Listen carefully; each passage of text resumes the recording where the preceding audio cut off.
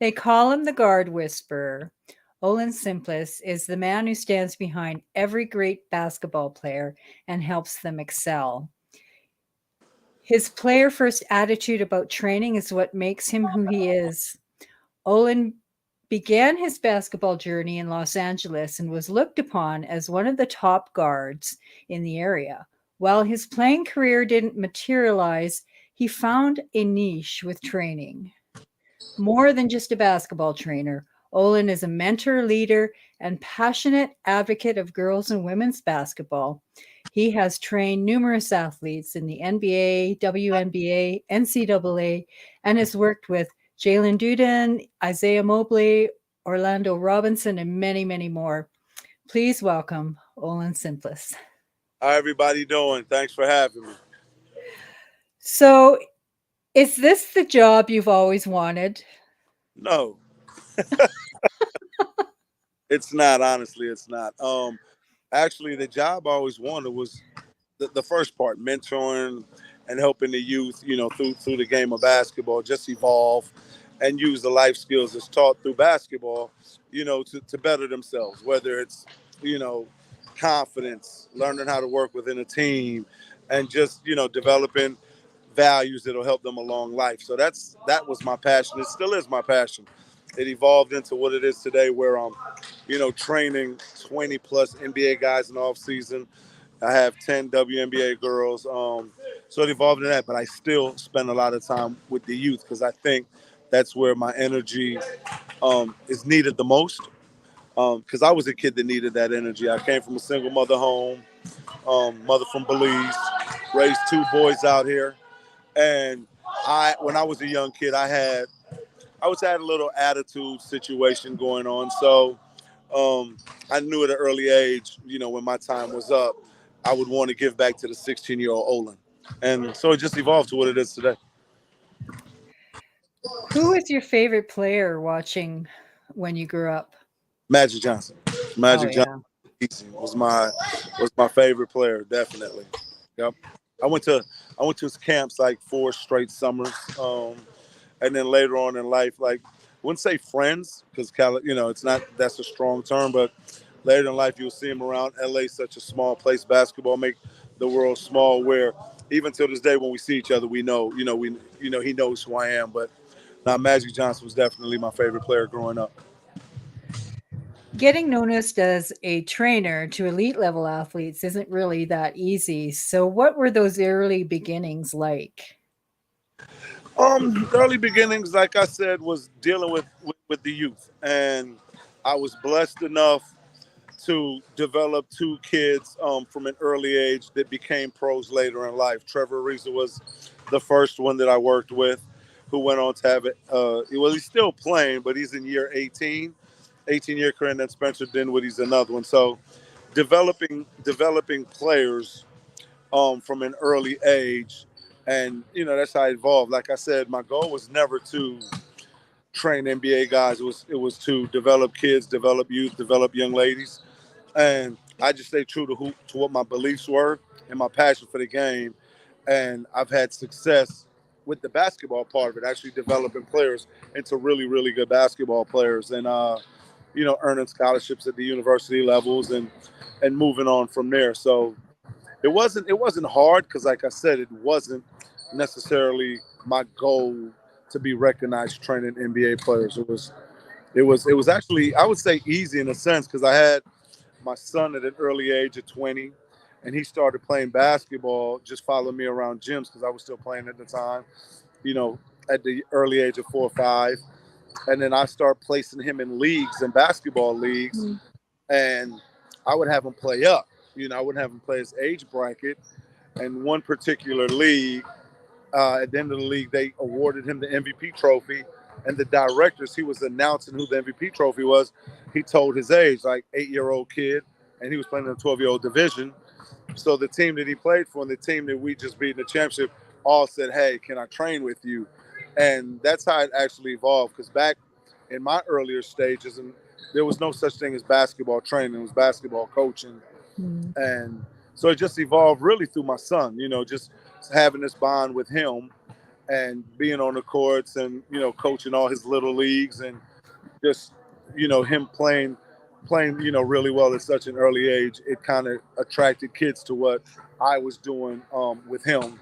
And we just turned it into, a basketball clinic and so forth. And like I said, I'm blessed today to have worked with, I would say 40, 50 plus NBA players to date. I would say 20 plus WNBA girls and hundreds of college basketball players. But end of the day, like all the players that I've worked with so far, they're professionals at something. We have kids, doing a lot of things that's not basketball oriented. But like I said, they've used the hard work, the grit factor, the perseverance to be successful in other areas in life. And so that's my biggest joy in doing what I do, is seeing, kids grow up and lead successful lives. So, what makes a great player great? What makes a great player great? Wow. It's just the small things across the board, right? Like I try to tell these players that I'm training, and this is no disrespect to, like, say someone I'm gonna make the comparison to, but Kobe Bryant is my other favorite player. Like I grew up watching Magic, but Kobe Bryant is my favorite. Like his work ethic, his attention to detail, his possessiveness with greatness. So I'll compare Kobe Bryant, and there's another player I like to compare him to, Corey Maggette, who's actually had a phenomenal career. And if you were to line them up side by side, I would say Corey Maggette's bigger, more athletic, just physically, I think more gifted. But across the board, I think Kobe's this much better at a lot of little things across the board that makes the separation so great. So the greatness in players is little minute things across the board. Like I always use the analogy in track. Someone that crosses the finish line at 10.0 and someone that crosses it at 10.1, that point one is a huge difference. You have the 10.0 getting a gold medal and the 10.1 not even on the platform.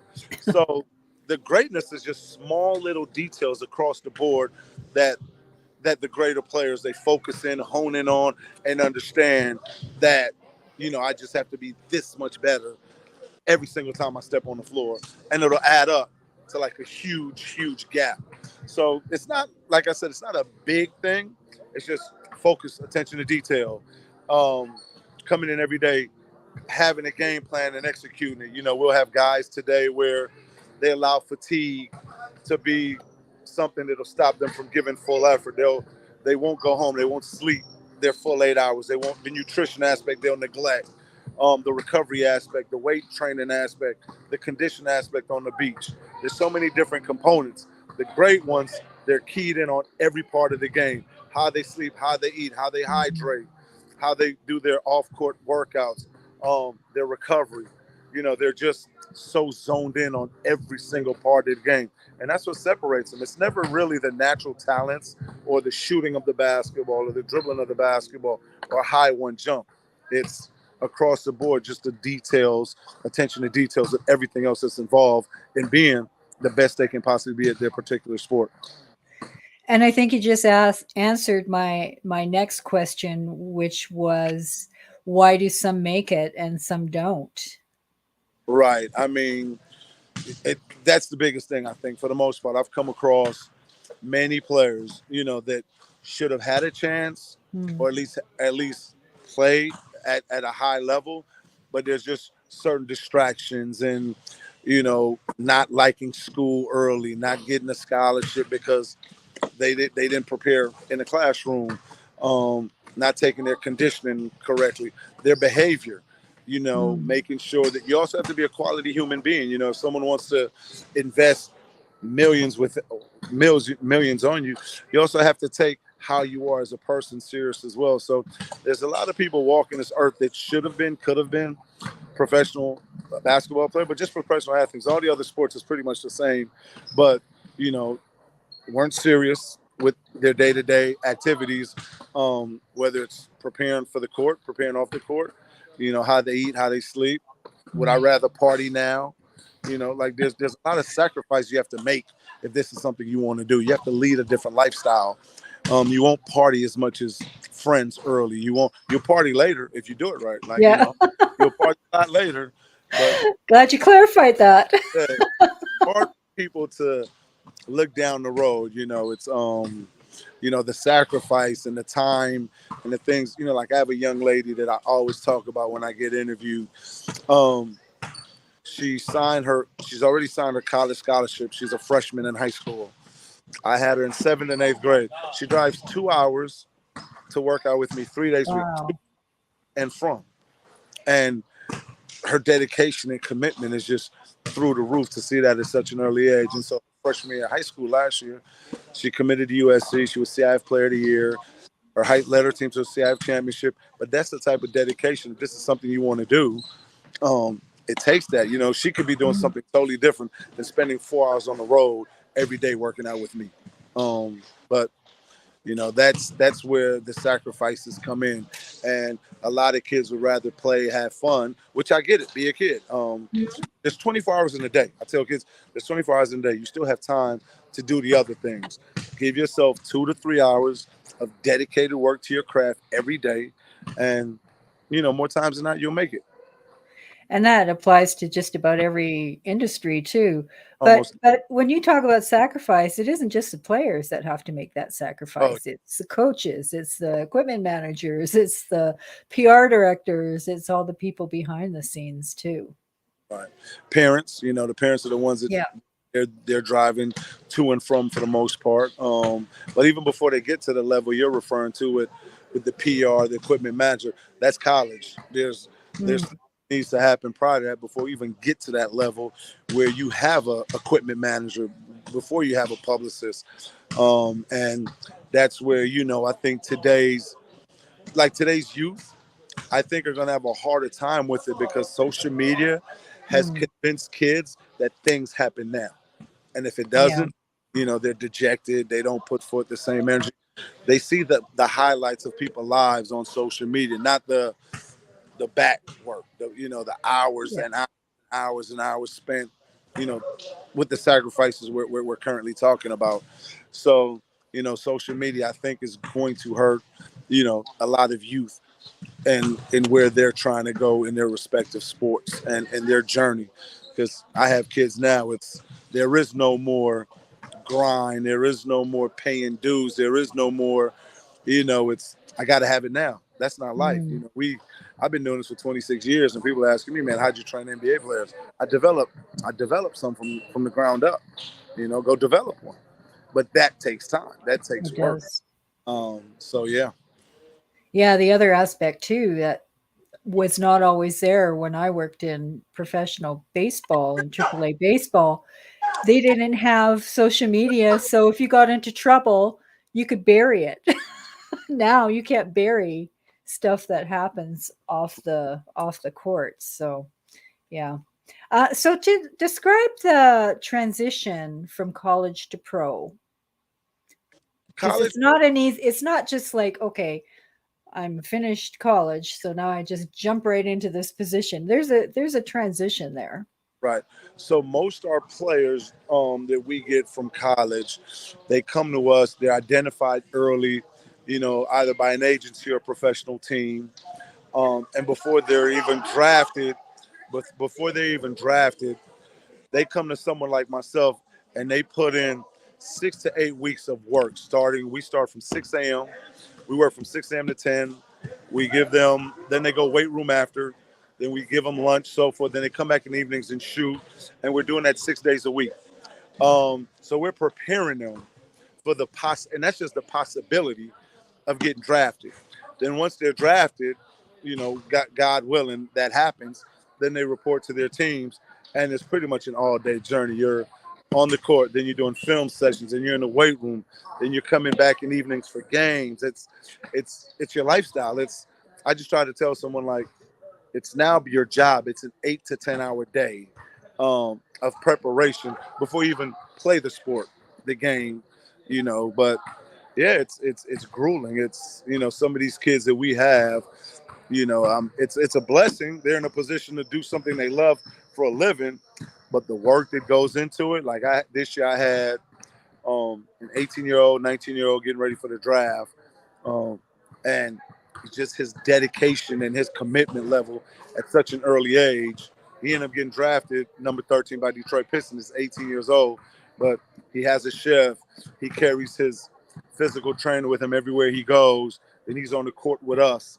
Then he has this guy from back home that coaches AU program doing extra works in the afternoon and evening. Like he gets it. So it's basically an all day thing. Yeah. Then the time that you're not on the court, you're recovering, whether that be just at home resting, whether that's going to a situation at ice baths, massage therapy, and all the above. So it's an all day journey. It's an all day journey. How important is that connection with a coach? At what stage? At what level? Well, at the development level as well, It's and the very college level. right. The development level is very important. So for example, kids, players, they spend more time with us than they do their own parents for the most part when they get to the level. So the relationship matters. So I know what buttons to push. I can read. Okay, he's having an off day. He may be tired. We still have to get the work done. But what avenues do I need to navigate to maybe push him to push through that exhaustion or push through that fatigue, or maybe he had a bad day, or maybe something happened in his family life, or just having that relationship so the train stays on track. So it's very important you have that connection with your coach or with your trainer, whatever it be, because you can read the situation. A lot of times if a guy doesn't have that relationship, the communication tends to fall off. Mm. Now we're not opening up. He's probably taking a day off. That day off can turn into 2 days, or he's not respecting the work. And he's not going to give full effort if that relationship isn't tight, or if there's not some sort of respect behind it. So it's huge. I think it's the biggest thing in helping these kids navigate the waters, and that's even prior to college, even at the youth level. I utilize the stepfather situation when I come with that. Like a stepfather just can't come into a kid's life and start demanding explaining actions like, you can't do this if you don't do that.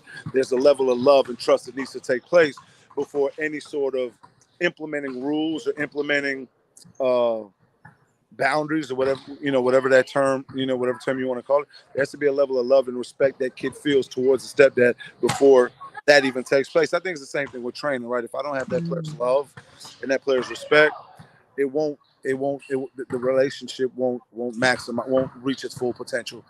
I personally feel. So talk about that unspoken language in the room, which is basically chemistry. Can chemistry be coached? Yes. No, definitely. No, it can. Yeah. No, definitely. And once again, it goes back to, like I said, the respect levels. You won't have a smooth relationship, and that chemistry won't form if there's not a respect level from player coach or coach to player, and trust. Obviously, if someone trusts me and I trust them, no matter what I say, what I do on the court, they understand it's for their best interest, and the workouts and the on court stuff just flows so much easier. So no, chemistry is definitely something we strive to gain in that regard. And I've been blessed to pretty much have those types of relationship with all my players. Like I always start off saying, I'm not trying to be your friend, but if we happen to be friend after, that's great. It's a love-hate relationship. You're gonna hate me at first, but you love me later. But the respect always falls into place, and it goes from a business ship to a family ship. So I don't even look at any of my clients as clients. That's like just a hard term. They're family now. Like I got married 2 years ago, and in my wedding, 3 of my players were, my groomsmen. So it turns into family. Yes, it does. So what are some of those little things? Can you describe some of those little things that players have to do to actually stay in the game, maybe not get hurt, but even just to proceed further down their career? Recovery is a huge thing. We've been taught as men too. I know women not, but as men, fight through pain, fight through this.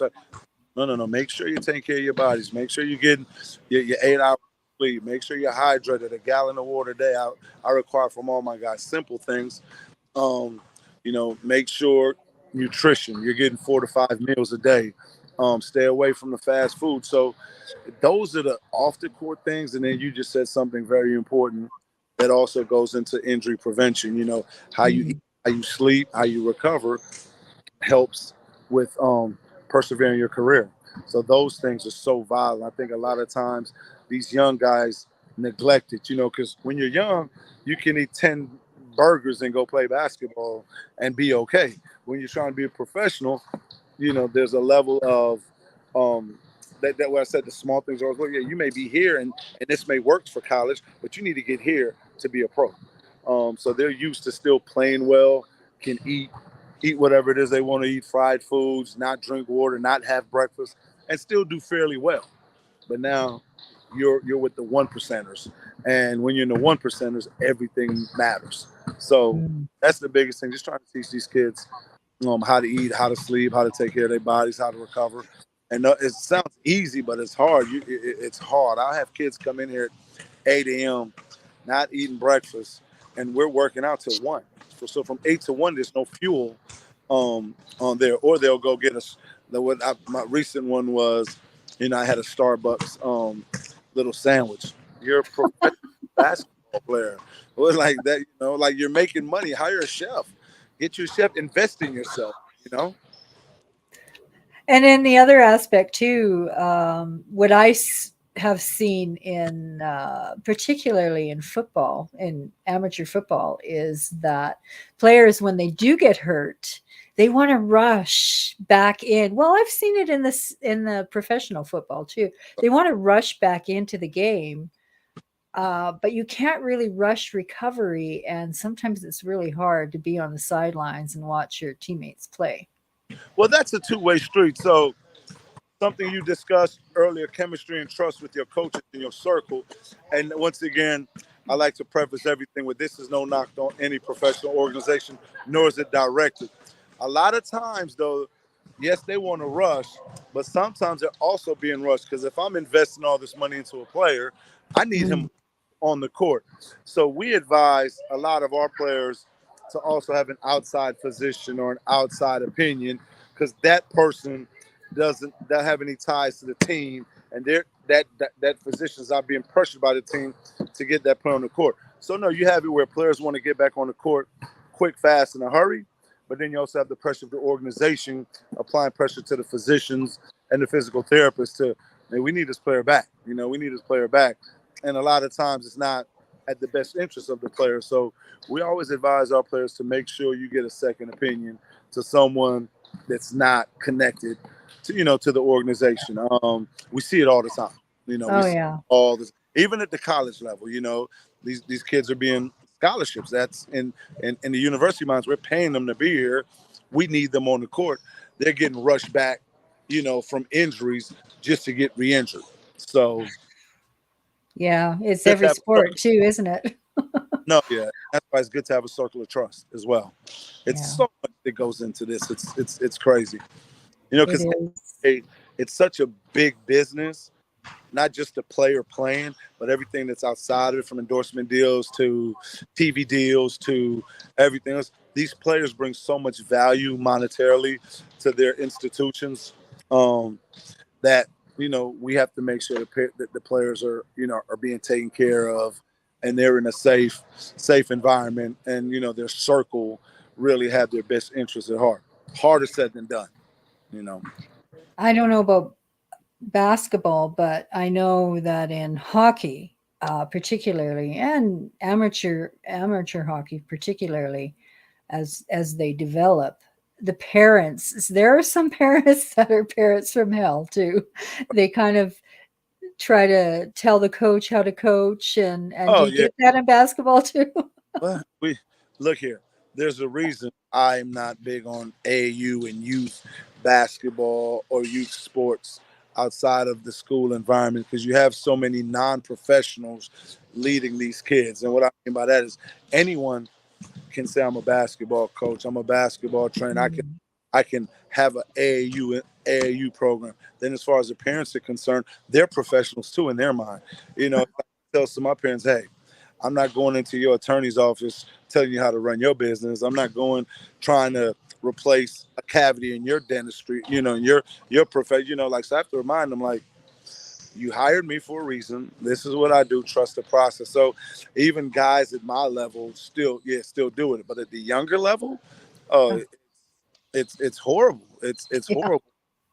you feel bad for the players. It's for the kids because we're teaching these kids wrong things. And Mm, it's no, I mean now, recently, I'm not sure if you're familiar. I'm sure you've probably seen it, and it's always happened, but I don't know to the extent that it's happening today. Every time I turn around, I see a parent physically fighting a ref, oh God, yeah. post or something, like 8, 9, 10-year-old basketball games. It's appalling. Oh yeah. Crazy. It's not a good.